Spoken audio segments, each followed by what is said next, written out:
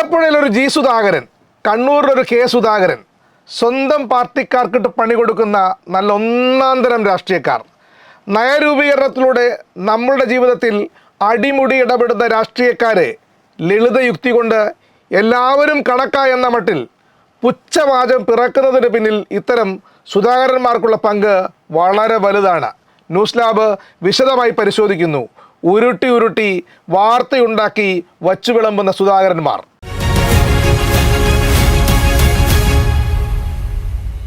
നമസ്കാരം. ന്യൂസ് ലാബിൽ ഇന്ന് എനിക്കൊപ്പം രാഷ്ട്രീയ മാധ്യമ നിരീക്ഷകനായ ജയപ്രകാശ് ഭാസ്കരനാണ്. ന്യൂസ് ലാബിൻ്റെ പുതിയ എപ്പിസോഡിലേക്ക് ജയപ്രകാശ് ഭാസ്കറിന് സ്വാഗതം. ആലപ്പുഴയിൽ ജി സുധാകരനും കണ്ണൂരിൽ കെ സുധാകരനും പങ്കുവെക്കുന്ന പൊതുവായ രാഷ്ട്രീയം എന്താണ് എന്നതാണ് എൻ്റെ ആദ്യ ചോദ്യം. നിശ്ചയമായും അതിൽ പൊതുവായ ചില എലമെന്റുകളുണ്ട്. കണ്ണൂരിൽ കെ സുധാകരനും ആലപ്പുഴയിൽ ജി സുധാകരനും എന്ന് നമ്മൾ ഒരു സമീകരിച്ച് പറയുമ്പോൾ കെ സുധാകരന് അതിൽ അഭിമാനം തോന്നുകയും ജി സുധാകരന് അതിൽ അപമാനം തോന്നുകയും ചെയ്യുന്ന ഒരു രാഷ്ട്രീയ സാഹചര്യം കൂടി ഉണ്ട് എന്ന് നമ്മൾ മനസ്സിലാക്കണം. കാരണം ജി സുധാകരൻ തൻ്റെ പുതിയ നിലപാടുകളെ ആദർശവൽക്കരിക്കാൻ ശ്രമിക്കുകയായിരുന്നു. എന്നാൽ കെ സുധാകരനെ സംബന്ധിച്ചിടത്തോളം അത്ര ആദർശവൽക്കരണം നടക്കത്തില്ല. അദ്ദേഹം വൈകാരികമായ ഒരു എലമെന്റ് ആണ് ഉയർത്തി കാണിച്ചത്, ഒരു വൈകാരികത സൃഷ്ടിക്കാനാണ് ശ്രമിച്ചത്. അപ്പൊ അതുകൊണ്ട് തന്നെ ജി സുധാകരനെ പോലാണ് താൻ, അല്ലെങ്കിൽ ആദർശത്തിന്റെ പോരാട്ടമാണ് താൻ നടത്തുന്നതെന്ന തരത്തിൽ അറിയപ്പെടുന്നത് കെ സുധാകരനെ സംബന്ധിച്ചിടത്തോളം അഭിമാനകരമായ ഒരു കാര്യമാണ്. എന്നാൽ ജി സുധാകരനെ സംബന്ധിച്ചിടത്തോളം കെ സുധാകരനെ പോലെ താനും അധികാരമോഹിയായി അവസരവാദിയായി വ്യാഖ്യാനിക്കപ്പെട്ടേക്കും എന്ന ഒരു ഭയവും ഉണ്ടാകാം. എങ്കിലും രണ്ടുപേരും, നമ്മൾ വളരെ ഏറ്റവും ലളിതമായ ഭാഷയിൽ പറഞ്ഞാൽ, രണ്ടുപേരും ഈ നിയമസഭാ തെരഞ്ഞെടുപ്പിൽ സ്ഥാനാർത്ഥിത്വം ആഗ്രഹിക്കുന്നു. രണ്ടുപേർക്കും അവരുടെ പാർട്ടികൾ നിശ്ചയിച്ചിരിക്കുന്ന മാനദണ്ഡങ്ങൾ പ്രകാരം രണ്ടുപേർക്കും സ്ഥാനാർത്ഥികളാകാൻ കഴിയുന്നതുമില്ല. ജി സുധാകരന്റെ പാർട്ടിയെ സംബന്ധിച്ചിടത്തോളം 2 ടേം വ്യവസ്ഥ അവർ നടപ്പിലാക്കി. എന്നാൽ ജി സുധാകരനെ സംബന്ധിച്ചിടത്തോളം 3 ടേം കഴിഞ്ഞതിന് ശേഷമാണ് ആ വ്യവസ്ഥ ബാധകമായത്. അതിനു മുമ്പ് അതേ MLA ആയിട്ടുണ്ട്. അപ്പൊ ഏതായാലും ജി സുധാകരന് പിന്നീട് ഒരു ഇളവ് കൊടുക്കത്തക്ക ഒരു സാഹചര്യം ആലപ്പുഴ ജില്ലയിൽ നിലനിൽക്കുന്നതില്ല. അദ്ദേഹം പ്രതിനിധീകരിച്ചിരുന്ന മണ്ഡലത്തിൽ പുതിയൊരു MLA ഉണ്ട്. അദ്ദേഹത്തിന് അവിടെ ഉറപ്പായും വിജയ സാധ്യതയുമുണ്ടെന്ന് പാർട്ടി അനുമാനിക്കുന്നു. അപ്പൊ ആ സാഹചര്യത്തിൽ പിന്നീട് ജി സുധാകരനെ പരിഗണിക്കേണ്ട ഒരു സാഹചര്യം അവിടെ ഇല്ല. അതേപോലെ തന്നെയാണ് ആലപ്പുഴ ജില്ലയിലെ മറ്റൊരു തലമുതിർന്ന നേതാവും അടിയന്തരാവസ്ഥ കാലത്ത് ത്യാഗനിർഭരമായ രാഷ്ട്രീയ ജീവിതം നയിച്ച ഡോക്ടർ തോമസ് ഐസക്. അടിയന്തരാവസ്ഥ കാലം എടുത്തു പറയേണ്ടി വന്നത് ഡോക്ടർ തോമസ് ഐസക്കിന് ഒരു ബുദ്ധിജീവിയുടെ ഒരു പരിവേഷവും ഇദ്ദേഹത്തിന് അടിയന്തരാവസ്ഥയിലൂടെ SFIയിലൂടെ ഭുവനേശ്വരന്റെ രക്തസാക്ഷിത്വത്തിലൂടെ ഒക്കെ കടന്നു വന്ന്, മറിച്ച് ഡോക്ടർ തോമസ് ഐസക്കും SFIയുടെ സംസ്ഥാന പ്രസിഡന്റ് ആയിരുന്നു. ഡോക്ടർ MK സാനു തന്നെ പറഞ്ഞിട്ടുണ്ട്, ഡോക്ടർ തോമസ് ഐസക്ക് മഹാരാജാസ് കോളേജിൽ പഠിക്കുമ്പോൾ നിരവധി തവണ വധശ്രമങ്ങളിൽ നിന്നും രക്ഷപ്പെട്ടിട്ടുണ്ട്. ബ്രിട്ടോ തന്നെ സാക്ഷ്യപ്പെടുത്തിയിട്ടുണ്ട്, തോമസ് ഐസക്കിന് കൊള്ളേണ്ട കുത്താണ് തനിക്കേറ്റതെന്ന്. അങ്ങനെ അതായത് നമ്മൾ ഇത്തരം വ്യക്തികളുമായി ബന്ധപ്പെട്ട സൂക്ഷ്മ വിശദാംശങ്ങളോടെ ചർച്ച ചെയ്യേണ്ട കാര്യമില്ല.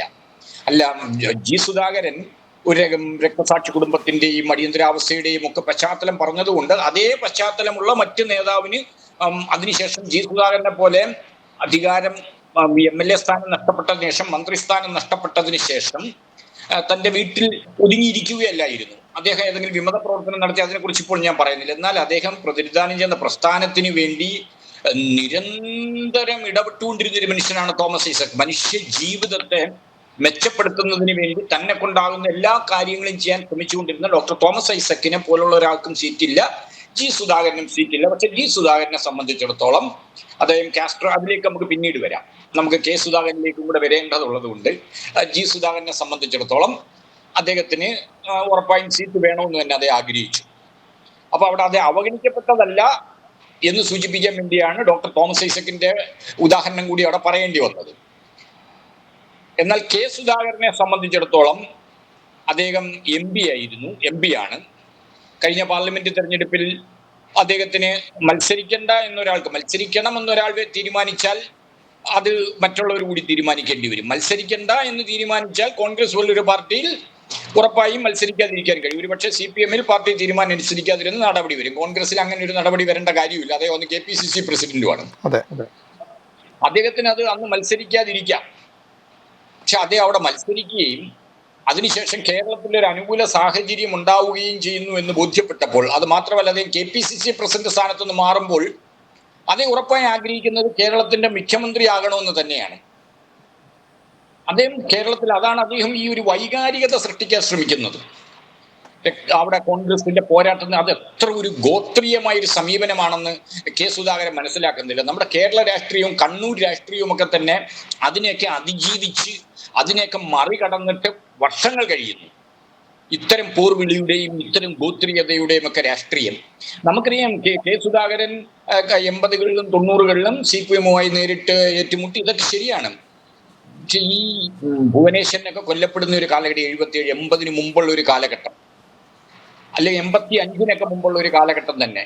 വേണ്ട 87-ൽ തന്നെ കണ്ണൂർ ജില്ലയുടെ കൂടെ ഭാഗമായിരുന്ന നമ്മുടെ കാസർഗോഡ് ജില്ലയിൽ തൃക്കരിപ്പൂർ മണ്ഡലത്തിൽ EK നായനാരുടെ മണ്ഡലത്തിൽ ഏതാണ്ട് 5ഓളം CPM പ്രവർത്തകർ ചുട്ടുകൊല്ലപ്പെട്ടു, പാർട്ടി ഓഫീസിൽ തീയിട്ട്. അങ്ങനെ ഏതാണ്ട് സ്വാതന്ത്ര്യാനന്തര കാലഘട്ടം നമ്മളെടുത്ത് പരിശോധിച്ചു കഴിഞ്ഞാൽ ജന്മി മാടമ്പി ഭൂപ്രഭുക്കളുടെ നേതൃത്വത്തിൽ കോൺഗ്രസിന്റെ റൗഡിപ്പട നിരവധി CPM പ്രവർത്തകരെ കണ്ണൂർ ജില്ലയിലും മലബാറിലും കേരളത്തിലെമ്പാടും കൊന്നു തള്ളിയിട്ടുണ്ട്. വിദ്യാർത്ഥി മേഖലയിലും യുവജന മേഖലയിലും എല്ലാം ഒരുപാട് കൊലപാതകം. അത് ആ കാലഘട്ടത്തിൽ കോൺഗ്രസിന്റെ ഒരു ക്ലാസ് കണ്ടന്റുമായി ബന്ധപ്പെട്ടതായിരുന്നു. കോൺഗ്രസ് പ്രതിനിധാനം ചെയ്യുന്ന ആ ഒരു ഭൂപ്രഭു വർഗത്തിന്റെ താല്പര്യങ്ങൾക്കനുസരിച്ച് കോൺഗ്രസിന്റെ പ്രാദേശിക പ്രവർത്തകർ ഗുണ്ടാ സംഘങ്ങളായി മാറിയും നടത്തിയ കൊലപാതകങ്ങളായിരുന്നു.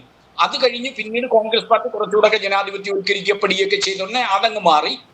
പക്ഷെ അതിന്റെ തിരിച്ചടി എന്നോണം തുടർന്ന് കുറെ കാലം CPM-ഉം കോൺഗ്രസുമായി ഏറ്റുമുട്ടൽ നിലനിന്നിരുന്നു. അതിലൊരു ഘട്ടത്തിൽ CPM-ന് വ്യക്തമായ മേൽക്കൈ ഉണ്ടായിരുന്നു. ആ മേൽക്കൈ ഉണ്ടായിരുന്നപ്പോൾ സുധാകരൻ വലിയ ചെറുത്തുനിൽപ്പ് നടത്തി. ഇതൊക്കെ ശരിയാണ്. പക്ഷെ അതെല്ലാം കഴിഞ്ഞില്ലേ? സുധാകരനേക്കാൾ കൂടുതൽ ഇത്തരം കാര്യങ്ങളിൽ മനുഷ്യരുമായി നേരിട്ട് ഇടപെട്ടിട്ടുള്ള, നേരിട്ട് എത്രയോ രക്തസാക്ഷികൾക്ക് രക്തപതാക പതപ്പിക്കേണ്ടി വന്ന നേതാക്കന്മാരാണ് പിണറായി വിജയനും EP ജയരാജനും ഗോവിന്ദൻ മാഷും അവർ പോലും ഇത്തരം കാര്യങ്ങൾ ഊറ്റം കൊള്ളുന്നില്ല. അവർ പോലും ഇത്തരം കാര്യങ്ങളല്ല പറയുന്നത്. നമ്മുടെ മനുഷ്യനെ മനുഷ്യന്റെയും സാമൂഹ്യ ജീവിതത്തെയും മാറ്റിമറിക്കാൻ കഴിയുന്ന പുതിയ രാഷ്ട്രീയമാണ് അവർ പോലും പറയുന്നത്. അപ്പോഴാണ് ഒരു പ്രാക്തനമായ ഒരു രാഷ്ട്രീയ പരിസരം സൃഷ്ടിച്ചുകൊണ്ട്, ഒരു വൈകാരികത സൃഷ്ടിച്ചുകൊണ്ട് കോൺഗ്രസ് പ്രവർത്തകരിൽ ഒരു CPM വിരുദ്ധ സമീപനം, അതായത് ഒരു ഗോത്രീയ രാഷ്ട്രീയം, അതാണ് സുധാകരൻ തന്റെ അധികാര ലബ്ധിക്ക് വേണ്ടി മുന്നോട്ട് വയ്ക്കുന്നത്. ഇപ്പുറത്ത് സുധാകരനാകട്ടെ മറ്റൊരു പ്രത്യശാസ്ത്ര പരിസരമാണ്, അതായത് കാസ്ട്രോയും. അത് നമുക്ക് അടുത്ത ഘട്ടത്തിൽ ചർച്ച ചെയ്യാൻ കഴിയും. ഈ ചർച്ച നമ്മുടെ രാഷ്ട്രീയ പ്രക്രിയ വളരെ ഗൗരവപൂർവ്വം സമീപിക്കുന്ന മനുഷ്യർ ഇത്തരം പ്രശ്നങ്ങളെ വളരെ ആശങ്കയോടെയാണ് സമീപിക്കുന്നത് എന്ന വളരെ ധാർമ്മികമായ ഒരു ഉത്കണ്ഠ പങ്കുവെച്ചുകൊണ്ടാണ്, അല്ലെങ്കിൽ അത്തരം ഒരു പരിസരത്ത് നിന്നുകൊണ്ടാണ് ഷാനൂസ് ഈ ചർച്ച നടത്തുന്നതെന്ന് എനിക്കറിയാം. ഷാനൂസ് ഒരു പ്രീ ഡിസ്കഷനിൽ എന്നോട് സൂചിപ്പിക്കുകയും ചെയ്തു, ഇത്തരം ഒരു, അതായത് നമ്മുടെ രാഷ്ട്ര വ്യവഹാരത്തെ ഇത്തരം മനുഷ്യരുടെ ഈ ധാർമ്മിക വീഴ്ചകൾ കൊണ്ട് രാഷ്ട്രീയ പ്രവർത്തനത്തിൽ തന്നെ ജനങ്ങൾക്ക് വിശ്വാസം നഷ്ടപ്പെടുന്ന ഒരു സാഹചര്യം ഉണ്ടാകുമോ എന്ന് ഷാനൂസും ഈ ഫോർത്തിന്റെ അണിയറ പ്രവർത്തകരും ഭയപ്പെടുന്നു എന്ന ഒരു ആശങ്ക അവർ പങ്കുവച്ചിരുന്നു. അതുകൊണ്ട് തന്നെ ആ ഒരു സ്പിരിറ്റ് ഉൾക്കൊണ്ടുകൊണ്ട് തന്നെ നമുക്ക് ചർച്ച മുമ്പോട്ട് കൊണ്ടുപോകാം. എനിക്ക് അടുത്തായിട്ട് ചോദിക്കാനുള്ളത്, CPM-ന്റെ സംസ്ഥാന സെക്രട്ടറി MV ഗോവിന്ദൻ മാസ്റ്റർ നടത്തിയ വാർത്താ സമ്മേളനത്തോടെ സുധാകരൻ എന്ന് പറയുന്ന അധ്യായം ഏതാണ്ട് അടഞ്ഞ മട്ടാണ്. അടഞ്ഞു. പക്ഷേ അങ്ങനെ അങ്ങ് മറന്നു പോകാൻ കഴിയുന്നതാണോ? സുധാകരൻ എന്ന് പറയുന്ന അവിടുത്തെ CPM-ന് ഉന്നതനായ നേതാവിൻ്റെ ഉഗ്രശാസനയിൽ എരിഞ്ഞുപോയ ഒരുപാട് കമ്മ്യൂണിസ്റ്റ് ജീവിതങ്ങളുണ്ട്. ഇവരിൽ പലരും സോഷ്യൽ മീഡിയയിൽ ഈ കഴിഞ്ഞ 2 ദിവസങ്ങളായിട്ട് അവർ അനുഭവങ്ങൾ പങ്കുവെക്കുകയാണ്. പക്ഷേ ഇത്തരം അനുഭവങ്ങളെയൊന്നും അനുഭവങ്ങളെയൊന്നും മാധ്യമങ്ങൾ കാണാതെ പോവുകയും ഈ സുധാകര വിലാപത്തിൽ മാധ്യമങ്ങൾ ഇതിങ്ങനെ കാണാതെ പോയിട്ട് സുധാകരനെ മാത്രം കോൺസെൻട്രേറ്റ് ചെയ്ത് അവിടെ നിന്ന് വാർത്ത ഉൽപ്പാദിപ്പിക്കുന്ന ഒരു കാഴ്ചയാണ് കഴിഞ്ഞ കുറച്ച് ദിവസങ്ങളായിട്ട് കാണാൻ കഴിയുന്നത്. ഇതിനെങ്ങനെയാണ് ജയപ്രകാശ് ഭാസ്കരൻ വിലയിരുത്തുന്നത്? അതായത് നമുക്കറിയാം, ഒരാൾ മാർക്സിസ്റ്റ് പാർട്ടിയുടെ ശത്രുപക്ഷത്തായി കഴിഞ്ഞാൽ പിന്നെ അയാളെ സംബന്ധിച്ചിടത്തോളം അയാൾക്ക് നേരെയുള്ള ഓഡിറ്റിംഗ് ഏതാണ്ട് ഇല്ലാതാവുകയാണ്. അയാൾക്ക് ഒരു പരിരക്ഷ തന്നെ ലഭിക്കുകയാണ്. ഒരു പരിലാളനം സ്വാഭാവികമായി ലഭിക്കും. അയാളുടെ ഭൂതകാല ചെയ്തികളോ അയാളുമായി ബന്ധപ്പെട്ട് ഉണ്ടായിരുന്ന വിവാദങ്ങളോ മാധ്യമങ്ങൾ തന്നെ അയാൾക്കെതിരെ എടുത്തിരുന്ന സമീപനങ്ങളോ ഒന്നും പിന്നീട് പ്രസക്തമാകില്ല. എന്നാൽ ഒരാൾ CPM-ലേക്ക് വരിക എന്ന് പറയുമ്പോൾ അയാൾ നിർദ്ദയമായ ഓഡിറ്റിങ്ങിന് വിധേയമാവുകയുമാണ് ചെയ്യുന്നത്. ഇതൊരു വസ്തുതയാണ്. അത് കാര്യം കൂടുതൽ മെച്ചപ്പെട്ട രാഷ്ട്രീയം പറയുന്ന പാർട്ടി എന്ന നിലയിൽ, കൂടുതൽ ഗൗരവകരമായ രാഷ്ട്രീയം പറയുന്ന പാർട്ടി എന്ന നിലയിൽ കൂടുതൽ ദയാരഹിതമായ ഒരു വിചാരണ നേരിടും എന്ന് വേണമെങ്കിൽ നമുക്ക് സമാധാനിക്കാം. അപ്പോൾ ജി സുധാകരനെ സംബന്ധിച്ചിടത്തോളം CPIM-ന്റെ സംസ്ഥാന സെക്രട്ടറിക്ക് അതൊരു അടഞ്ഞ അധ്യായമാണ്. പക്ഷേ ആലപ്പുഴ ജില്ലയിലെ ഒരു പാർട്ടി ജീവിതം ശരിക്കും നമുക്ക് ആലപ്പുഴ ജില്ലയിലെ CPM-ന്റെ ഉൾപാർട്ടി രാഷ്ട്രീയം കഴിഞ്ഞ ഒരു 3 പതിറ്റാണ്ടായി നമ്മൾ കാണുമ്പോൾ നമുക്ക് ആഞ്ചലോസിന്റെ ആ സമയം മുതൽ CITU കലാപം മുതലുള്ള ശരിക്കും അവിടെ ഒരു മരണക്കിണറിലെ ബൈക്കോട്ട മത്സരം എന്നൊക്കെ പറയാവുന്ന തരത്തിലുള്ള ഒരു ഉൾപാർട്ടി രാഷ്ട്രീയമായിരുന്നു. അതായത് 95-ലെ കൊല്ലം സംസ്ഥാന സമ്മേളനം, 96-ലെ മാരാരിക്കുളം തോൽവി, അതിനൊക്കെ ശേഷം നടന്ന സംഭവവികാസങ്ങളെ ഓർത്തിണക്കിയല്ലേ ഈ പറയുന്നത്? നമുക്കറിയാം, കൊല്ല സമ്മേളനത്തിൽ സ്റ്റേറ്റ് കമ്മിറ്റിയിലേക്ക് നടന്ന തരത്തിൽ പത്മലോചനൻ പരാജയപ്പെടുന്നു. കൊല്ലത്തു നിന്നും P. രാജേന്ദ്രൻ സ്റ്റേറ്റ് കമ്മിറ്റി വരുന്നു. എനിക്ക് തോന്നുന്നു പാർട്ടിയുടെ സ്റ്റേറ്റ് കമ്മിറ്റിയിലേക്ക് സ്റ്റേറ്റ് സമ്മേളനത്തിൽ നടക്കുന്ന ഒരു തെരഞ്ഞെടുപ്പിൽ ആദ്യമായി ഒരാൾ പരാജയപ്പെടുന്നത് അന്നാണെന്ന് തോന്നുന്നു. ഒരുപക്ഷെ അഭിവക്തൻ മീൻസ് പാർട്ടിയുടെ സംസ്ഥാന സമ്മേളനങ്ങളിൽ അത്തരം പാർട്ടി മത്സരങ്ങളിൽ എന്ത് സംഭവിച്ചിട്ടുണ്ടെന്ന് അത് കൂടുതൽ പരിശോധിക്കേണ്ടതുണ്ട്. എങ്കിലും CPM-നെ സംബന്ധിച്ച് അതിന് തൊട്ടു മുമ്പ് നടന്ന കോഴിക്കോട് സമ്മേളനത്തിൽ മത്സരം നടന്നെങ്കിലും അങ്ങനെ ആരും ഒഴിവാക്കപ്പെട്ടില്ലായിരുന്നു. അതിനെ തുടർന്ന് ആലപ്പുഴ ജില്ലയിൽ ഒരുപാട് ആഭ്യന്തര പ്രശ്നങ്ങൾ ഉണ്ടായി. ഈ ആഭ്യന്തര പ്രശ്നങ്ങളിലെല്ലാം ജി സുധാകരൻ വളരെ ശക്തനായിരുന്ന, അല്ലെങ്കിൽ ജി സുധാകരനായിരുന്നു ഒരു വലിയൊരളവ് വരെ ജി സുധാകരൻ തന്നെയായിരുന്നു അവസാന വാക്ക്. അതുകൊണ്ട് തന്നെ അദ്ദേഹത്തിന്റെ വ്യക്തിപരമായ ഇഷ്ടങ്ങളുടെയും വ്യക്തിപരമായ പിടിവാശികളുടെയും അദ്ദേഹത്തിന്റെ തെറ്റായ പല നിലപാടുകളുടെയും പേരിൽ ഒരു പാർട്ടി ജീവിതം തന്നെ നഷ്ടപ്പെട്ടു പോയ നിരവധി മനുഷ്യരവിടെ ഉണ്ടാകാം. അവരെ സംബന്ധിച്ചിടത്തോളം ജി സുധാകരൻ തന്നെ പാർട്ടി വിരുദ്ധരായി ആരോപിച്ചുകൊണ്ടാണല്ലോ പലർക്കെതിരെ അദ്ദേഹം നടപടിയെടുത്തിരുന്നത്, പലരെയും അദ്ദേഹം പുറത്താക്കിയിരുന്നത്. അപ്പോൾ ഈ ഘട്ടത്തിൽ അദ്ദേഹം തന്നെ പാർട്ടിക്ക് പുറത്തു പോകുമ്പോൾ അതുവരെ പാർട്ടി അച്ചടക്കത്തിന്റെ പേരിൽ തുറന്നു പറയാതിരുന്ന കാര്യങ്ങൾ പലരും തുറന്നു പറയും. പക്ഷേ ഇവിടെയും അദ്ദേഹം അതിനെ പ്രത്യശാസ്ത്രപരമായി അദ്ദേഹം ന്യായീകരിക്കാൻ ശ്രമിക്കുമ്പോൾ അദ്ദേഹം പീപ്പിൾസ് ഡെമോക്രസിയെക്കുറിച്ചും ജനകീയ ജനാധിപത്യത്തെക്കുറിച്ചും ജനകീയ ജനാധിപത്യം ബൂർഷ്വാ ജനാധിപത്യത്തെക്കാളിലും എന്തുകൊണ്ട് മെച്ചപ്പെട്ടതാണെന്നൊക്കെ പറയുമ്പോഴേ ശരിക്കും പറഞ്ഞാൽ ഇതൊക്കെ ഒരു സോവിയറ്റ് യൂണിയന്റെ തകർച്ചയ്ക്ക് മുമ്പ് CPM-ന്റെ ഉൾപാർട്ടി ചർച്ചകളിലും ക്ലാസ്സുകളിലും പഠന ക്ലാസ്സുകളിലും ഒക്കെ പറഞ്ഞിരുന്ന കാര്യങ്ങളാണ്. അവിടെ നിന്ന് റീസ്കൂളിംഗ് ഒരിക്കലും ഇദ്ദേഹത്തിന് നടന്നിട്ടില്ല. ഇതേ ഒരു ഇംഗ്ലീഷ് പെഡന്റിക് എന്നൊരു വാക്കുണ്ടല്ലേ, പണ്ഡിതജന്യൻ, തനിക്ക് ഇത്തരം കാര്യങ്ങൾ തനിക്ക് അറിയാമെന്ന് കാണിക്കാൻ വേണ്ടി, അല്ലെങ്കിൽ അദ്ദേഹം ഈ ആലപ്പുഴയിലെ മാധ്യമ പ്രവർത്തകരോട് പീപ്പിൾസ് ഡെമോക്രസിയും ബൂർഷ്വാ ഡെമോക്രസിയും തമ്മിലൊന്നും താരതമ്യം ചെയ്യേണ്ട കാര്യമില്ല. പക്ഷെ അവിടെ നിന്നൊക്കെ ഒരുപാട് മാറി. അവസാനം CPIM-ന്റെ ജനറൽ സെക്രട്ടറിയായ MA ബേബി തന്നെ പറഞ്ഞത് ഈ ബൂർഷ്വാ ജനാധിപത്യത്തിന് ഉറപ്പാക്കാൻ കഴിയുന്നതിനേക്കാൾ മികച്ച ജനാധിപത്യം ഉറപ്പാക്കാൻ എങ്ങനെ കഴിയും എന്നതിനെ കുറിച്ച് അന്വേഷണത്തിലാണെന്ന് കമ്മ്യൂണിസ്റ്റുകൾ. അപ്പോൾ ഇവിടെ ഇപ്പോൾ അങ്ങനെ പീപ്പിൾസ് ഡെമോക്രസി എന്ന് പറയുന്നത് ബൂർഷ്വാ ഡെമോക്രസിയെക്കാളും വളരെ ഉന്നതമായൊരു ഡെമോക്രസിയാണെന്ന് പാർട്ടി പരിപാടി പറയുന്നുണ്ട്. എന്നാൽ അതല്ല, അത്തരത്തിലുള്ള ചർച്ചകളല്ല ഇവിടെ നടക്കുന്നത്. അതായത് അവിടെ ഞാനത് സൂചിപ്പിച്ചെന്നേ ഉള്ളൂ, എന്നെ കേൾക്കുന്നവർക്ക് ഒരുപക്ഷെ ബോറടിക്കുമായിരിക്കും. എന്നാലും അതായത് ഈ നമ്മുടെ ചർച്ചകളും നമ്മുടെ രാഷ്ട്രീയമായ ആശയപരമായി തന്നെ നമ്മുടെ മുൻഗണനകളും എല്ലാം മാറി. ഇതൊന്നും സുധാകരൻ അറിയുന്നില്ല. സുധാകരൻ കാസ്ട്രോ, അതായത് ഒരു വിപ്ലവത്തിന് ശേഷമുള്ള ഒരു ഭരണകൂടത്തിൽ അതിനെ ആര് നയിക്കണം, അതിന് നേതൃത്വം നൽകിയ മനുഷ്യര് അധികാരത്തിലിരിക്കുന്നതൊക്കെ അതൊക്കെ സ്വാഭാവികമായിരുന്നു. പക്ഷേ അത് കഴിഞ്ഞ് പിന്നീട് സോവിയറ്റാനന്തര കാലഘട്ടത്തിൽ പാർട്ടി നേതൃത്വത്തെക്കുറിച്ചും പാർട്ടി ജനറൽ സെക്രട്ടറിമാരുടെ കാലാവധിയെക്കുറിച്ചും അധികാരവുമായി ബന്ധപ്പെട്ട കാര്യങ്ങളിൽ എത്ര ടൈം ലിമിറ്റൊക്കെ ലോകത്തെമ്പാടുള്ള കമ്മ്യൂണിസ്റ്റ് പാർട്ടികളിൽ ഇതൊക്കെ നിലവിൽ വന്നു കഴിഞ്ഞു. അപ്പൊ ഇതൊന്നും അദ്ദേഹം മനസ്സിലാക്കാതെ തനിക്ക് ഇഷ്ടപ്പെടാത്ത കാര്യങ്ങളല്ല അൺമാർസിയൻ, അങ്ങനെ ഒരു പ്രയോഗം അദ്ദേഹമാണ് ഡിറൈവ് ചെയ്തതെന്ന് എനിക്ക് തോന്നുന്നു. മാർക്സിസ്റ്റ് വിരുദ്ധം എന്ന ഒരർത്ഥത്തിലാണ് അത് അൺമാർസിയൻ എന്ന് പറഞ്ഞത്. അതായത് തൻ്റെ രാഷ്ട്രീയ നിലപാടുകൾക്ക് അതായത് അദ്ദേഹം തന്നെ വളരെ വ്യക്തമായി കഴിഞ്ഞു, തനിക്ക് മത്സരിക്കണം, തനിക്ക് ഞാൻ ഇടയ്ക്ക് കയറി ഒരു കാര്യം ഒന്ന് സൂചിപ്പിച്ചോട്ടെ. അതായത് ഇപ്പോൾ ഞാൻ ഇടയ്ക്ക് കണ്ടൊരു ഫേസ്ബുക്ക് പോസ്റ്റ്, വിജേഷ് കാർത്തികേയൻ എന്ന് പറഞ്ഞൊരു ചെറുപ്പക്കാരനാണെന്ന് തോന്നുന്നു, 23 മണിക്കൂർ അല്ലെങ്കിൽ 25 മണിക്കൂർ മുമ്പിട്ടൊരു ഫേസ്ബുക്ക് പോസ്റ്റാണ്.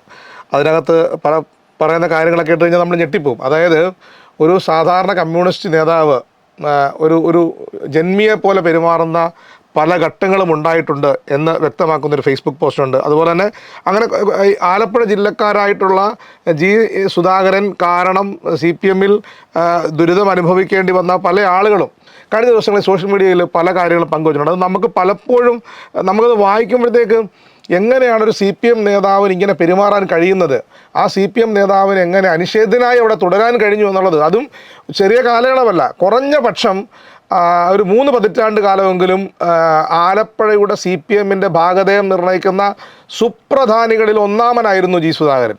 ഇത്രയും ധാർഷ്ട്യത്തോടെ അവിടുത്തെ പാർട്ടി സഖാക്കളോട് പെരുമാറിയിട്ടും അനിഷേധ്യനായി എങ്ങനെ തുടരാൻ കഴിഞ്ഞു എന്നുള്ളത് വലിയ ചോദ്യമാണ്. ആലപ്പുഴയെ സംബന്ധിച്ചിടത്തോളം നമുക്കറിയാം, പുന്നപ്ര വയലാറിൻ്റെ ഒരു പശ്ചാത്തലമുള്ള പാർട്ടിക്കുമേൽ രക്തസാക്ഷികൾ എന്ന് പറയുന്നത് അക്ഷരാർത്ഥത്തിൽ അവരുടെ രാഷ്ട്രീയത്തിൻ്റെ ഭാഗമായ, പാർട്ടി ജീവിതത്തിൻ്റെ ഭാഗമായ ഒരു സ്ഥലമാണ് ആലപ്പുഴ. അതായത് പാർട്ടി എടുക്കുന്ന ഒരു തീരുമാനം, പാർട്ടി എന്ന് പറയുമ്പോൾ നിലവിലുള്ള കമ്മിറ്റി, അതായത് നിലവിലുള്ള നേതൃത്വത്തിന്റെ കൂടി തീരുമാനമാണല്ലോ, പാർട്ടിയുടെ നയപരിപാടികൾക്കനുസരിച്ചാണ്. അപ്പൊ അത് ഒരു പാർട്ടിയുടെ പ്രതീകം എന്ന നിലയിൽ ജി സുധാകരനെ സംബന്ധിച്ചിടത്തോളം, ജി സുധാകരന് തൻ്റെ ഇച്ഛകൾ നടപ്പിലാക്കാൻ, അത് അദ്ദേഹത്തിന് ഈ പറഞ്ഞ കണക്ക് തൻ്റെ ഇച്ഛകളെ സൈദ്ധാന്തികമായി ന്യായീകരിക്കാനും കഴിയുമായിരുന്നു അദ്ദേഹത്തിന്.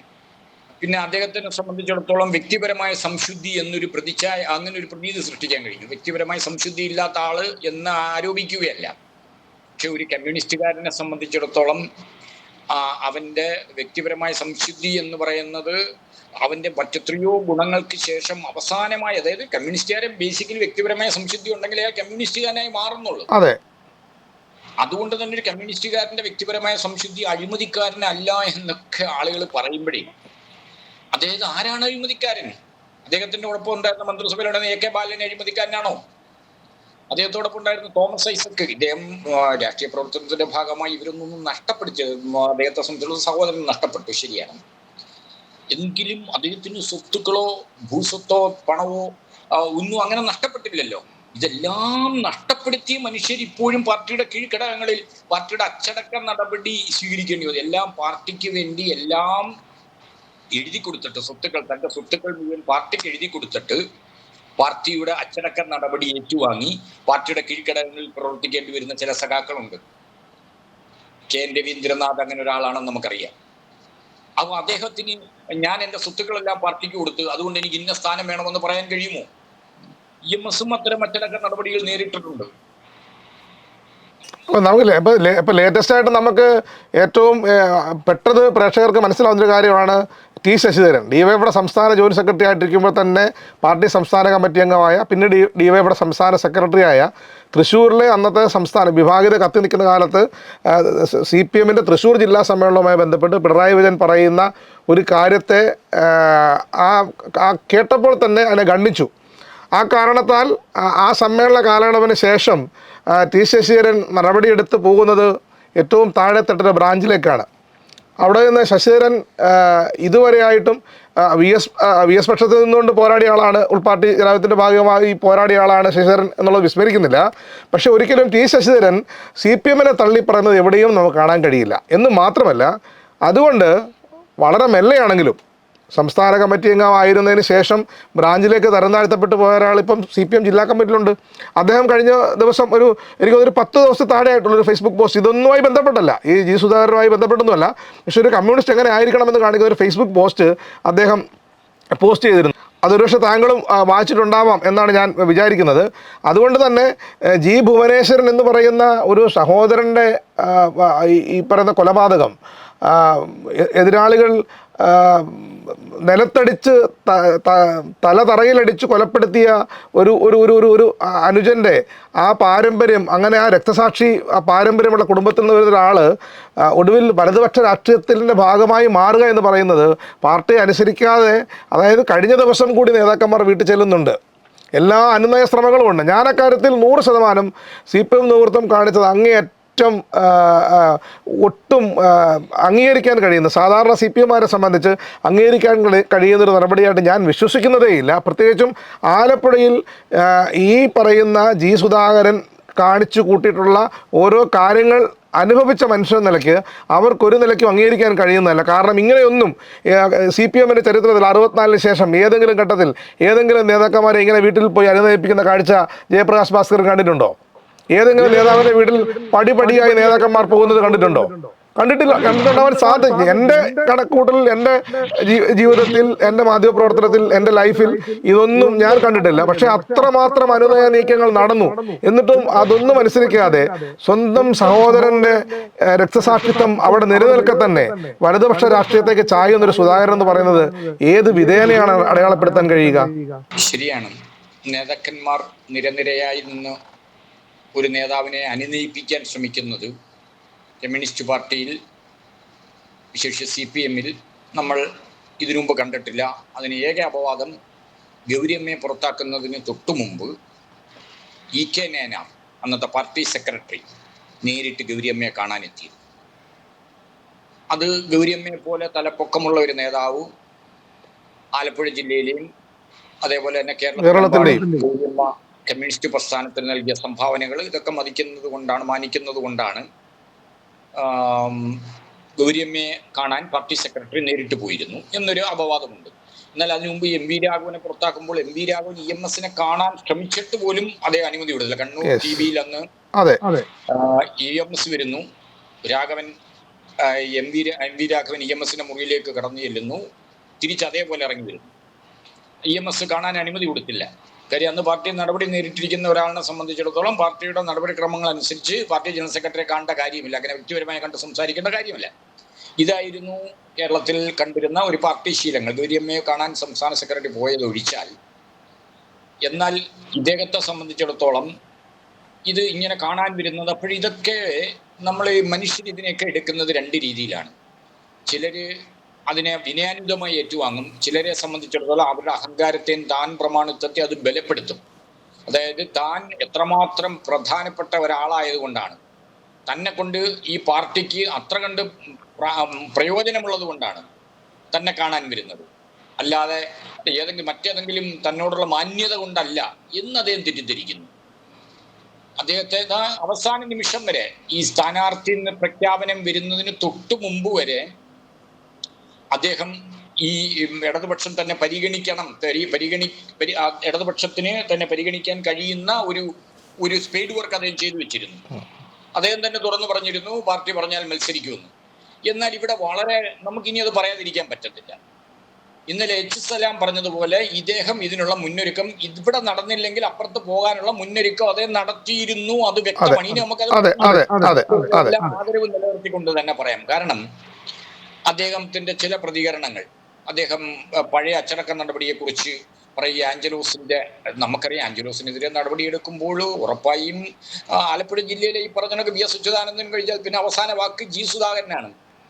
അദ്ദേഹം അതിനെക്കുറിച്ചൊക്കെ പാർട്ടിയുടെ ചരിത്രത്തെ തന്നെ നിഷേധിക്കുന്ന തരത്തിലുള്ള അതൊക്കെ തന്നെ അദ്ദേഹത്തിന് പാർട്ടിക്ക് പുറത്ത് ഒരു തെരഞ്ഞെടുപ്പ് രാഷ്ട്രീയവുമായി ബന്ധപ്പെട്ട് അദ്ദേഹത്തിന്റെ ചില മുൻകൂട്ടിയുള്ള ചില കണക്കൂട്ടലുകളുടെ ഭാഗമായിരുന്നു ആഞ്ചലോസിന്റെ കാര്യം വെളിപ്പെടുത്തിയത്, അല്ലെങ്കിൽ അദ്ദേഹം ആഞ്ചലോസുമായി ബന്ധപ്പെട്ടൊരു കാര്യം പറഞ്ഞത്. പിന്നീട് ജമാഅത്തെ ഇസ്ലാമിയുടെ നേതാക്കന്മാർ തന്നെ കാണാൻ വന്നപ്പോൾ ജമാഅത്തെ ഇസ്ലാമിയെ അദ്ദേഹം ഏതാണ്ട് ജമാഅത്തെ ഇസ്ലാമിയെ കുറിച്ച് CPM-ന്റെ ഔദ്യോഗിക നിലപാടിന് വിരുദ്ധമായി അദ്ദേഹം സംസാരിച്ചു. അതായത് അവിടെ മത്സരിക്കുകയാണെങ്കിൽ അവിടുത്തെ ന്യൂനപക്ഷ വോട്ടുകൾ തനിക്ക് ലഭിക്കാൻ വേണ്ടി തന്നെയാണ് അദ്ദേഹം അതാണ് അദ്ദേഹം മുൻകൂട്ടി ഇത് കണ്ടിരുന്നു എന്നുള്ളത്. അതേപോലെ തന്നെ അദ്ദേഹം വെള്ളാപ്പള്ളി നടേശനെയും ബാലൻസ് ചെയ്യുന്നുണ്ട്. വെള്ളാപ്പള്ളി നടേശനെ കുറിച്ചും അദ്ദേഹത്തിന് വലിയ മതിപ്പാണ്. അങ്ങനെ ഇതെല്ലാം അദ്ദേഹം മീഡിയ വൺ ചാനലിൽ പങ്കെടുത്തുകൊണ്ട് മീഡിയ വൺ തനിക്ക് അനഭിമതമായ ചാനലല്ല എന്ന് പ്രഖ്യാപിക്കുന്ന സാഹചര്യം നമ്മൾ ന്യൂസ് ലാബിൽ തന്നെ നേരത്തെ ചർച്ച ചെയ്തതാണ്. അപ്പൊ ഞാൻ ഇടയ്ക്ക് കയറി സംസാരിക്കുന്നത് ജി സുധാകരൻ സ്വതന്ത്രനായി മത്സരിക്കുന്നത് കൊണ്ട് എച്ച് സലാം എന്ന് പറയുന്ന നിലവിലെ MLA-ക്ക് ഏതെങ്കിലും വിധത്തിൽ ഭീഷണിയുണ്ടോ? മുഴുവൻ വോട്ടുകളും സമാഹരിക്കാൻ അവിടെ BJP സ്ഥാനാർത്ഥിയെ നിർത്തുമോ എന്നത് നമ്മൾ കാത്തിരുന്ന് കാണേണ്ട കാര്യമാണ്. അഥവാ BJP പേരുദോഷം കേൾക്കാതിരിക്കാൻ ഒരു സ്ഥാനാർത്ഥിയെ നിർത്തിയാലും അത് ഒരു വളരെ പേരിന് വേണ്ടി ഒരു സ്ഥാനാർത്ഥിയായിരിക്കും. BJP വോട്ടുകൾ ജി സുധാകരന് ലഭിക്കും എന്നത് ഉറപ്പാണ്. കാരണം ജി സുധാകരൻ BJP അണികൾക്ക് അത്ര സ്വീകാര്യനാണ്. കാര്യം CPM വിരുദ്ധമായ വർത്തമാനങ്ങൾ കഴിഞ്ഞ കുറേ കാലമായി അദ്ദേഹം പറയുന്നത് കൊണ്ടല്ലേ CPM-ന് അനഭിമതനായി മാറിയിരിക്കുന്ന ഒരാൾ സ്വാഭാവികമായി അമ്പലപ്പുഴ പോലൊരു പ്രദേശത്തെ BJP അണികൾക്ക് സ്വീകാര്യമായിരിക്കും. അങ്ങനെ ഒരു CPM വിരുദ്ധ മഴവിൽ സഖ്യമോടെ രൂപപ്പെട്ടാൽ ഒരു പക്ഷേ എച്ച് സലാമിനെ തോൽപ്പിക്കാൻ താൽക്കാലികമായി ജി സുധാകരനെ കഴിഞ്ഞേക്കാം. പക്ഷേ ഞാൻ തിരുത്താൻ തയ്യാറാവുന്നത്, ഞാൻ ഇടയ്ക്ക് കയറി ജയപ്രകാശ് ഭാസ്കരനെ അലോസരപ്പെടുത്തുകയല്ല. പക്ഷേ CPM-ന്റെ സംസ്ഥാന സെക്രട്ടറി MV ഗോവിന്ദൻ മാസ്റ്റർ ഒരു നിലയ്ക്കും സംശയമില്ലാതെയാണ് ഇന്നത്തെ വാർത്താ സമ്മേളനത്തിൽ അവസാന ഘട്ടത്തിൽ പറയുന്നത് അത് ഞങ്ങളുടെ സീറ്റാണ്, അത് നഷ്ടപ്പെടുന്ന ഒരു കാര്യം ആലോചിക്കുക പോലും വേണ്ട, അത് ഞങ്ങളുടെ സീറ്റാണ്, അത് നിലനിർത്താനുള്ള എല്ലാ പദ്ധതിയും ഞങ്ങളുടെ കൈവശമുണ്ട്. കാരണം എനിക്ക് തോന്നുന്നത്, ഞാൻ മനസ്സിലാക്കുന്നത്, ഇത് കോൺഗ്രസിനും അല്ലെങ്കിൽ ഈ പറയുന്ന കോൺഗ്രസ് പിന്താങ്ങാൻ വന്നാൽ, അല്ലെങ്കിൽ ഒരു സാധ്യത കൊടുത്താൽ, അല്ലെങ്കിൽ സ്വതന്ത്രമായി മത്സരിക്കട്ടെ ഞങ്ങൾ പിന്തുണയ്ക്കാം എന്ന സ്ഥിതി വന്നാൽ ഒരുപക്ഷെ എച്ച് സലാമിന് വേണ്ടി ഈ പാർട്ടി എന്ന് പറയുന്ന ഒരു സംവിധാനം ഉണ്ടല്ലോ, CPM ഒരു സംഘടനാ സംവിധാനവും ശൈലിയും ഒക്കെ എണ്ണയിട്ട യന്ത്രം പോലെ ഇറങ്ങി തിരിച്ചാൽ അത് പാർട്ടി സെക്രട്ടറി പറഞ്ഞ പോലെ ഒരു വിജയത്തിലേക്ക് അടുക്കുമെന്നാണ് എനിക്ക് തോന്നുന്നത്. അമ്പലപ്പുഴയ്ക്ക് ഒരു പൊതുസ്ഥിതി വെച്ചിട്ട് ഞാൻ ഈ പറഞ്ഞത് കേട്ടോ. അത് ശരിയാണ്. ഷാനോസ് പറഞ്ഞതിനകത്ത് അമ്പലപ്പുഴ മണ്ഡലത്തിന്റെ ഒരു പാരമ്പര്യം, അതായത് മാരാരിക്കുളത്ത് സഖാവ് VS പരാജയപ്പെടുന്ന തെരഞ്ഞെടുപ്പ്, ചേർത്തലയിൽ AK ആന്റണി വിജയിക്കുന്ന തെരഞ്ഞെടുപ്പ്, ആ തെരഞ്ഞെടുപ്പിൽ അമ്പലപ്പുഴയിൽ സുശീല ഗോപാലനാണ് ജയിച്ചത്. അതെ. അപ്പോൾ അവിടെ അമ്പലപ്പുഴയിൽ അതായത് ഗൗരിയമ്മയെ പുറത്താക്കിയതിന് ശേഷം നടക്കുന്ന തെരഞ്ഞെടുപ്പാണ്. ഗൗരിയമ്മയെ പുറത്താക്കിയതിന് ശേഷം നടക്കുന്ന ഒരു തെരഞ്ഞെടുപ്പാണ്. അതിന് തൊട്ടു മുമ്പ് എനിക്ക് തോന്നുന്നു ചരിത്രത്തിൽ ആദ്യമായി പുന്നപ്ര പഞ്ചായത്ത് തദ്ദേശ സ്വയംഭരണ തെരഞ്ഞെടുപ്പിൽ ഇടതുപക്ഷത്തിന് CPM-ന് ഞാൻ മനസ്സിലാക്കിയെടുത്തോളം പുന്നപ്ര പഞ്ചായത്തിലെ മുഴുവൻ വാർഡും കയ്യൂരിലെയും കരിവെള്ളൂരിലെയും ഒക്കെ പോലെ തന്നെ മുഴുവൻ വാർഡുകൾ CPM ഒറ്റയ്ക്ക് ജയിച്ചിരുന്നതാണ്. പക്ഷെ ഗൗരിയമ്മയെ പുറത്താക്കിയതിനു ശേഷം ഒരു തിരിച്ചടി ഉണ്ടായി. എന്നാൽ അവിടെ ഒരു അസംബ്ലി തെരഞ്ഞെടുപ്പ് നടന്നപ്പോൾ സുശീല ഗോപാലൻ ജയിച്ചു. അതായത് ഈ CPM-ന്റെ ചിഹ്നബോധമുള്ള അണികൾ ഏറ്റവും കൂടുതലുള്ള പ്രദേശങ്ങളിൽ ഒന്നാണ് അമ്പലപ്പുഴയിൽ. അതായത് അരിവാൾ ചുറ്റിക നക്ഷത്രം ചിഹ്നത്തിന് മാറി വോട്ട് ചെയ്യാൻ കഴിയാത്ത, അല്ലെങ്കിൽ അതിനോട് വൈകാരിക ആഭിമുഖ്യമുള്ള ഒരു ചിഹ്നബോധമുള്ള അണികൾ കൂടുതലുള്ള പ്രദേശങ്ങൾ ഒന്നാണ് അമ്പലപ്പുഴ. അവിടുത്തെ ഒരു രാഷ്ട്രീയ പ്രവർത്തന പാരമ്പര്യം അതാണ്. CPM-ന്റെ മുഴുവൻ സംഘടനാ സംവിധാനവും വിനിയോഗിക്കുകയും എച്ച് സലാമിനെ പോലെ പാർട്ടി അണികൾക്കിടയിൽ സ്വീകാര്യതയുള്ള ഒരു സ്ഥാനാർത്ഥിയും കൂടെ ആവുമ്പോൾ ജി സുധാകരനെ അങ്ങനെ തോൽപ്പിക്കാൻ കഴിയില്ല. പക്ഷെ ജി സുധാകരന് അനുകൂലമായൊരു ഘടകം, ഒരു CPM വിരുദ്ധ ഒരു മഴവിൽ സഖ്യമുണ്ടാക്കി മാധ്യമങ്ങളുടെ സഹായത്തോടു കൂടി ഒരു പ്രതീതി സൃഷ്ടിച്ച് ജയിക്കാൻ കഴിയുമോ എന്നതാണ് ജി സുധാകരൻ ആലോചിക്കുന്നത്. പക്ഷെ അതിനെ ചെറുത്തു നിൽക്കാനുള്ള സംഘടനാ ശേഷി, ഒരു പാർട്ടി ബോധമുള്ള അനുഭാവികളും അണികളും ഉള്ള പ്രദേശം തന്നെയാണ് അമ്പലപ്പുഴ. എന്തായാലും പാർട്ടി സെക്രട്ടറി വാർത്താ സമ്മേളനം കഴിഞ്ഞ് പോകാൻ നേരത്ത് കുലംകുത്തിയാണോ എന്നൊക്കെ ചോദിക്കുന്നുണ്ട്. എന്തായാലും അത്തരം ചോദ്യങ്ങൾക്കൊന്നും മറുപടി കൊടുക്കാതെ അതിനെ അവഗണിച്ചാണ് MV ഗോവിന്ദൻ മാസ്റ്റർ കടന്നു പോകുന്നത്. നമുക്കിനിയും നേരെ കണ്ണൂരിലേക്ക് പോകാം. സത്യത്തിൽ ഈ സുധാകരൻ നടത്തുന്ന ഈ നീക്കങ്ങൾ, അതായത് ഫേസ്ബുക്കിൽ കൂടെ വൈകാരികത തുളുമ്പുന്ന പോസ്റ്റ് ഇടുക, അതിന് കുട പിടിച്ച് പ്രതികരണങ്ങൾ വരിക, മഹിളാ കോൺഗ്രസിൻ്റെ ജില്ലാ അധ്യക്ഷ അല്ലെങ്കിൽ റിജുൽ മാക്കുറ്റിയെ പോലുള്ള യൂത്ത് നേതാക്കന്മാരൊക്കെ പെട്ടെന്ന് സുധാകരൻ കണ്ണൂരിൻ്റെ ഏറ്റവും വലിയ പ്രധാനികളിൽ ഒരാളാണ്, അദ്ദേഹത്തിന് സീറ്റ് കൊടുക്കാതെ രക്ഷയില്ല എന്ന തരത്തിലേക്ക് ഈ വൈകാരികതയിലൂന്നി ഒരു സംഗതി കൊണ്ടുപോവുകയാണ് പെട്ടെന്ന് രാവിലെ മുതൽ. അത് ലക്ഷ്യം വെക്കുന്നത് എന്താണ് ശരിക്കും? കണ്ണൂരിലെ കോൺഗ്രസ് അണികളെ സംബന്ധിച്ചിടത്തോളം അവർ കെ സുധാകരനെ വസ്തുനിഷ്ഠമായി വിലയിരുത്തേണ്ട സമയം അതിക്രമിച്ചിരിക്കുന്നു. ശരിക്കും കെ സുധാകരൻ ലീഡർഷിപ്പിലേക്ക് വരുന്നതിന് മുമ്പ് അവിടെ പി രാമകൃഷ്ണൻ അല്ലേ, അതോ കെ വി രാമകൃഷ്ണനോ, ഒരു DCC പ്രസിഡന്റ് ഉണ്ടായിരുന്നു, അദ്ദേഹത്തിന്റെ കെ വി രാമകൃഷ്ണൻ. അപ്പൊ ഇദ്ദേഹത്തിന്റെ നേതൃത്വത്തിൽ അവിടെ കോൺഗ്രസ് ഉണ്ടായിരുന്നു, മുല്ലപ്പള്ളി ഉണ്ടായിരുന്നു, അങ്ങനെ കോൺഗ്രസിന് ഒരുപാട് KP നൂറുദ്ദീൻ ഉണ്ടായിരുന്നു, അങ്ങനെ വിവിധ നേതാക്കൾ. ആ കാലഘട്ടത്തിൽ പലപ്പോഴും ഒരു അനുകൂല സാഹചര്യത്തിൽ ഒരു 5 സീറ്റ് വരെ കണ്ണൂർ ജില്ലയിൽ കോൺഗ്രസിന് ലഭിക്കുമായിരുന്നു. ഒരു അനുകൂല സാഹചര്യത്തിൽ 6 CPM-ന് 6-ഉം ഒരു അനുകൂല സാഹചര്യം, അതായത് UDF-ന് അനുകൂലമായ ഒരു സാഹചര്യം ഉണ്ടാകുമ്പോൾ. പക്ഷെ ഈ കെ സുധാകരൻ നേതൃത്വത്തിലേക്ക് വരികയും ഈ പറഞ്ഞ കണക്ക് ഒരു ഏറ്റുമുട്ടലിന്റെ രാഷ്ട്രീയം സൃഷ്ടിക്കുകയും ഈ ഒരു ഗുണ്ടാ രാഷ്ട്രീയം സ്വീകരിക്കുകയും ചെയ്തതോടുകൂടി കോൺഗ്രസിന്റെ അടിത്തറ ഇളകിപ്പോയാണ് സംഭവിച്ചത്. ഇപ്പൊ പാർലമെന്റ് തെരഞ്ഞെടുപ്പിലെ സവിശേഷ സാഹചര്യത്തിൽ കോൺഗ്രസിന് ജനങ്ങൾ വോട്ട് ചെയ്യാറുണ്ട്. അത് കോൺഗ്രസിന്റെ ഒരു രാഷ്ട്രീയവും സംഘടനാപരമായ വിജയമായി നമുക്ക് കണക്കാക്കാൻ ഒക്കില്ല. എന്നാൽ നിയമസഭാ തെരഞ്ഞെടുപ്പുകളിലും തദ്ദേശ സ്വയംഭരണ തെരഞ്ഞെടുപ്പുകളിലും നമ്മൾ കാണുന്നത് കോൺഗ്രസ് കനത്ത പരാജയം ഏറ്റുവാങ്ങുന്നതാണ് നിരന്തരം. ഉദാഹരണത്തിന് കണ്ണൂർ അസംബ്ലി മണ്ഡലം, ഒരു ഘട്ടത്തിലും ഇടതുപക്ഷത്തിന് ജയിക്കാൻ കഴിയാത്ത ഒരു അസംബ്ലി മണ്ഡലമായിരുന്നു കണ്ണൂർ അസംബ്ലി മണ്ഡലം. ദീർഘകാലം കണ്ണൂരിലെ എല്ലാ സീറ്റും പിടിച്ചാലും ഇരിക്കൂറും കണ്ണൂർ ടൗൺ സീറ്റും നമുക്ക് ഇടതുപക്ഷം ഒരു ഘട്ടത്തിൽ അല്ലെങ്കിൽ കോൺഗ്രസ് അല്ലാതെ വേറെ ആരും ജയിച്ചിട്ടില്ല. ഇതിപ്പോൾ വേണ്ടി വന്നാൽ ഇപ്പോഴും കണ്ണൂർ ഏതാണ്ട് കോൺഗ്രസിന് പൊരുതി നേടേണ്ട ഒരു സീറ്റായി മാറി.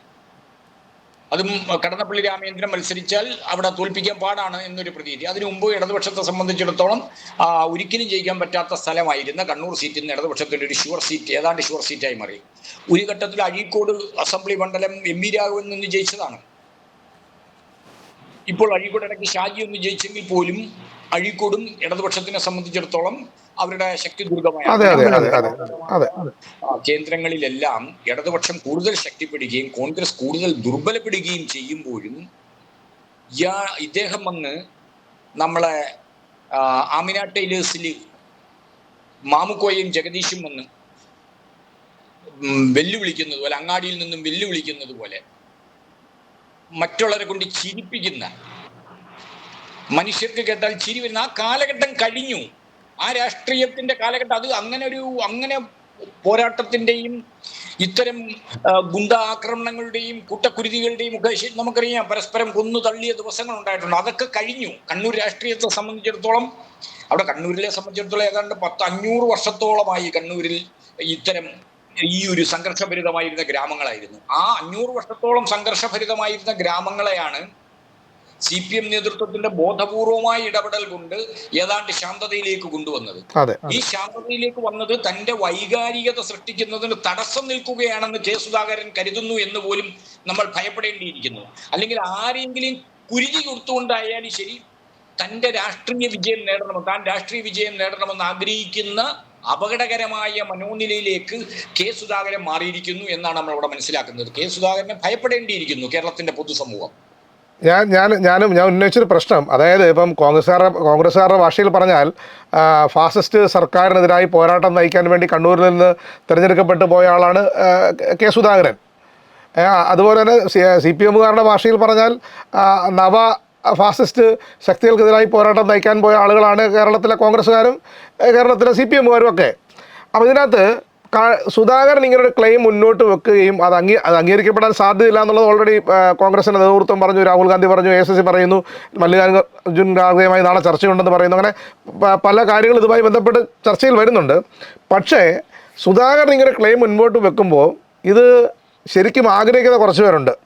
ഉദാഹരണത്തിന് അടൂർ പ്രകാശിൻ്റെ പേര് കോന്നി മണ്ഡലത്തിൽ ഇങ്ങനെ പറഞ്ഞു കേൾക്കുന്നുണ്ട്. കാരണം ഞാൻ ജനിച്ച ജില്ലയാണ്, അതുകൊണ്ട് എനിക്ക് അറിയാവുന്നൊരു പ്രദേശമാണ്. നമുക്ക് പരിചിതനായ ഒരു MLA ആണ് അവിടെ ഉള്ളത്. അപ്പം അടൂർ പ്രകാശിൻ്റെ പേര് കോന്നി മണ്ഡലത്തിൽ ഇങ്ങനെ പറഞ്ഞു കേൾക്കുന്നുണ്ട്. അതുപോലെ തന്നെ കൊടിക്കുന്നിൽ സുരേഷ് നേരത്തെ തന്നെ ഇത് പറഞ്ഞിട്ടുണ്ട്. ഇപ്പോൾ MK രാഘവനും പറയുന്നുണ്ട്. അങ്ങനെ ഈ പറയുന്ന ഈ ഫാസിസ്റ്റ് സർക്കാരിനെ, മോദി സർക്കാരിനെ താഴെ ഇറക്കാൻ പോയ ആളുകളെല്ലാം കൂടെ അവർ ഡൽഹിയിൽ നിന്ന് വണ്ടിയും പിടിച്ച് കേരളത്തിലേക്ക് വരിക എന്ന് പറയുന്നത് ശരിക്കും പറഞ്ഞാൽ രാഷ്ട്രീയ അശ്ലീലം എന്ന പദം അവിടെ ഉപയോഗിക്കാൻ കഴിയുമെന്നുള്ളതാണ് ഞാൻ ആലോചിക്കുന്നത്. ശരിയാണ്. കേരളത്തിലെ ജനങ്ങൾ എന്തിനാണ് പാർലമെന്റ് തെരഞ്ഞെടുപ്പിൽ നിരന്തരമായി കോൺഗ്രസ് വോട്ട് ചെയ്യുന്നത്? വിശിഷ്യ മതേതര വിശ്വാസികളും ന്യൂനപക്ഷ വിഭാഗങ്ങളും അത് ഒരു പുനർവിചിന്തനത്തിന് വിധേയമാക്കേണ്ട സമയം കഴിഞ്ഞു. ഞാൻ തന്നെ മുമ്പ് നിരീക്ഷിച്ചിട്ടുള്ളത് പോലെ ഈ കോൺഗ്രസിനെ സംബന്ധിച്ചിടത്തോളം BJP ഒരു തെരഞ്ഞെടുപ്പ് എതിരാളി മാത്രമാണ്, ഒരു രാഷ്ട്രീയമായ ഒരു എതിരാളിയല്ല.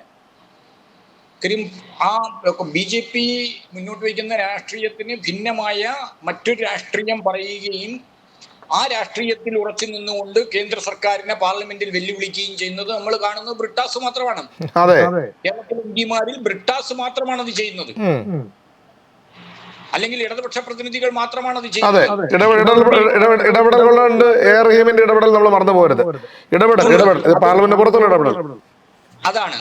അല്ല, ഇതുപോലെ പാർലമെന്റിന് പുറത്തുള്ള ഇത്തരം ഇടപെടലുകൾ ഇടതുപക്ഷ യുവജന നേതൃത്വം, നമുക്ക് കർഷക സംഘവുമായി ബന്ധപ്പെട്ട് കിസാൻ സഭയുമായി ബന്ധപ്പെട്ടൊക്കെയുള്ള നടക്കുന്ന പ്രവർത്തനങ്ങൾ, ഇത്തരം കാര്യങ്ങൾ നമ്മൾ കാണുന്നു, ഇത്തരം ചെറുത്തുനിൽപ്പുകൾ നമ്മൾ കാണുന്നു. പാർലമെന്റിനെ പരിശോധിക്കുമ്പോൾ ഇരു സഭകളിലും ഏതെങ്കിലും തരത്തിലുള്ള ചെറുത്തുനിൽപ്പ് നടത്തുന്നത് ഇടതുപക്ഷ അംഗങ്ങൾ മാത്രമാണ്. തീർച്ചയായും. എന്നാൽ ഈ കോൺഗ്രസിന്റെ അംഗങ്ങൾ ഡൽഹിയിൽ എത്തിയത് മുതൽ അവിടെ UP അല്ലെങ്കിൽ കോൺഗ്രസ് ഒരു ഭരണകക്ഷി അല്ലാത്തത് കൊണ്ട് തന്നെ അവർക്ക് കേന്ദ്രത്തിൽ മന്ത്രിമാരാകാൻ കഴിയുന്നില്ല. അപ്പൊ അതുകൊണ്ട് തന്നെ കേവലം ഒരു MP ആയിരിക്കുന്നതിനേക്കാളിലും നല്ലത് കേരളത്തിൽ മന്ത്രിയായിരിക്കുന്നതിന്റെ സാധ്യതയെക്കുറിച്ചാണ് ഇവർ അന്നു മുതൽ ചിന്തിക്കുന്നത്.